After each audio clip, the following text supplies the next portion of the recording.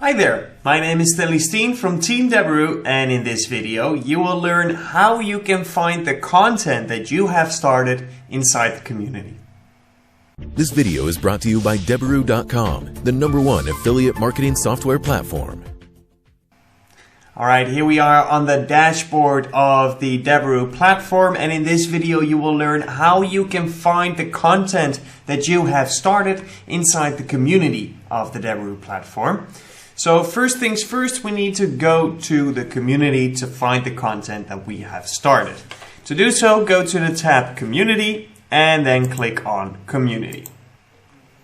This will now take you to the main page of the community inside the Deberoo platform. And to find the content that you have started, go to the tab Activity and click on the button Content I Started.